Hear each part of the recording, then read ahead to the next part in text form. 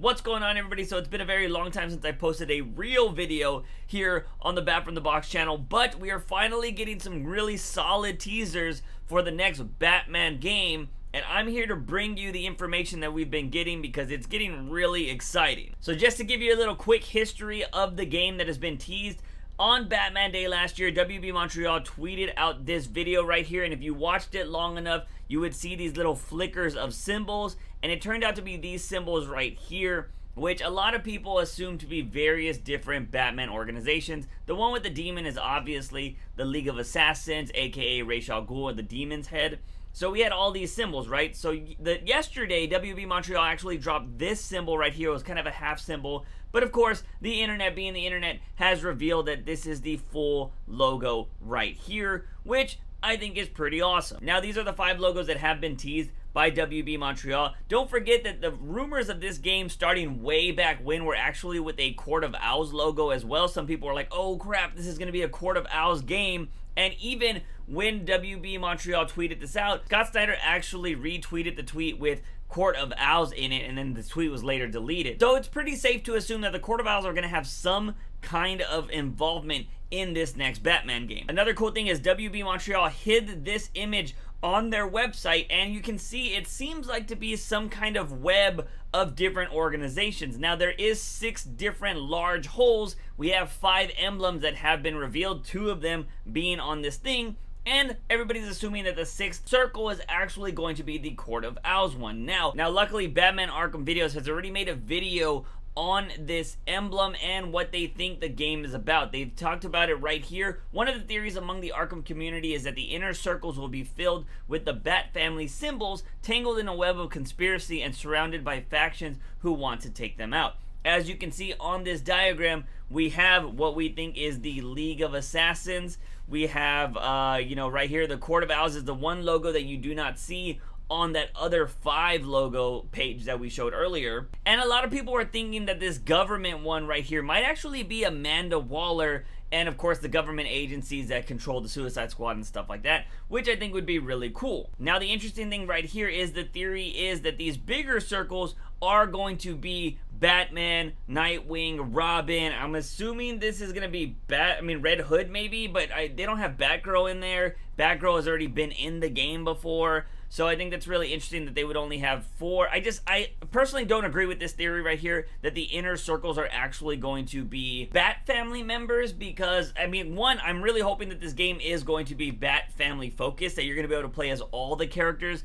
and it's not going to just be another Batman game. And if this is a continuation of the Arkham games, we know that Bruce had his identity revealed at the end. So is he still going to be Batman? Are we going to have a new Batman? Is this going to be a Bat family focused game without Batman? There's a lot of questions that are still out there in the ether waiting to be answered. But just from a fan perspective, I just don't really agree with this because there's a lot more Bat family members that 4 holes surrounding them wouldn't really be, sufficient in my opinion. I think it's a cool theory. And I do think that all of these groups are coming after Batman and the Bat family. I just don't know if the inner circles are going to be filled with the Bat family members because there's a little bit more Bat family members than just 4 of them. Now, another interesting thing that I saw in this Batman Arkham Videos video was that they did point out all of the holes in the diagram here. The one interesting thing is why is everybody forgetting about these 5 right here? I feel like nobody is actually connecting these little 5, or they're just, I think a lot of people might think they're just placeholders,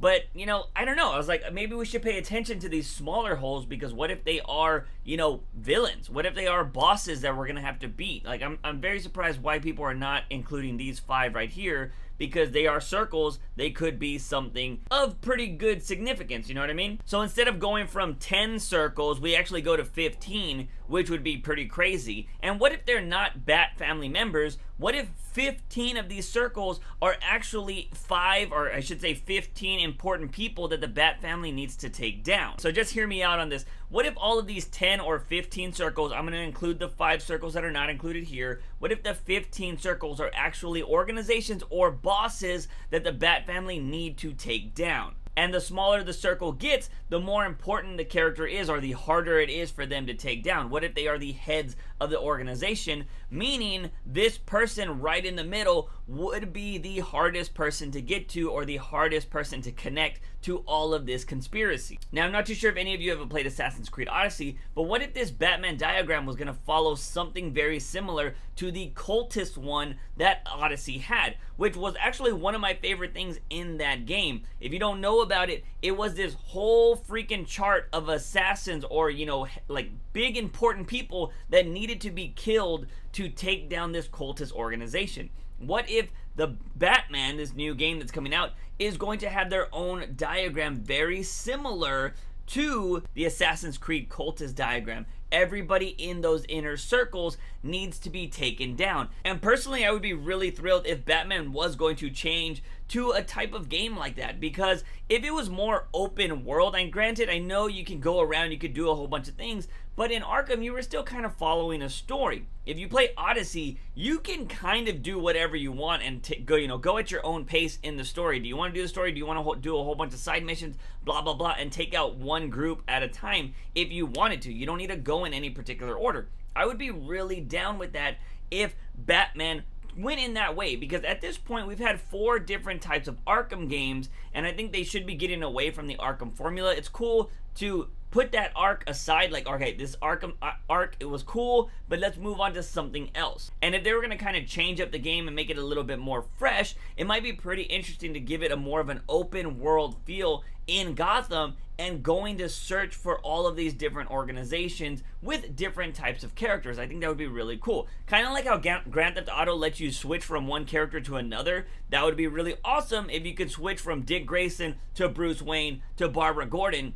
That would be pretty dope. So that is my theory on the Arkham games. I think it would be really awesome if WB Montreal, who has been working on this game for quite a while, was doing something very different than we're used to in the Arkham games, because the other stuff was pretty just similar. Like, do some clues, go do a boss battle.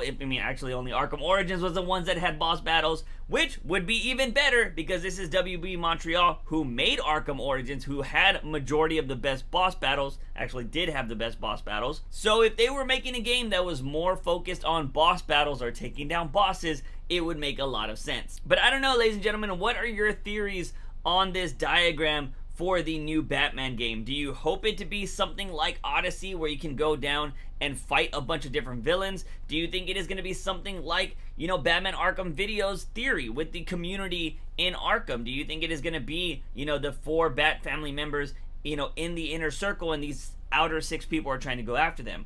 I would be really interesting. I just feel like, I don't know if they're going to focus on just 4 different Bat family members. I would love to see Damian in this game. I would love to see Barbara. And hell, I would even love to see Batwoman. Like, it would be really cool to see a lot of the different family members in this game. So I'm really hoping that theory that some people have in the community is false, because I want to have more villains. I want to have more boss battles. And I think if there was an inner circle that I had to chase down all of the Arkham villains, or just these other head leaders of these groups, I can imagine playing that game forever. I put in 80 hours already into freaking Assassin's Creed Odyssey, and I'm not even done with the game. And I would love to spend 80 hours in a freaking Batman game. Okay, anyways, ladies and gentlemen, that is my theory on the Batman Arkham game coming out. I will try to bring you updates on any new news that comes out about this, but let me know in the comment sections down below, what are your theories for this game? Guys and gals, I know I've been away for a long time from this Bat from the Box channel, but I do want to start trying to bring content that is more like this, that isn't just my podcast being uploaded